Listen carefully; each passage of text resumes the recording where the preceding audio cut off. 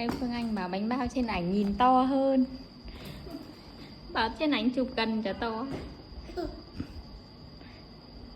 Tiêu cự zoom 2x thì chả to. Đây 1x thì chả bé.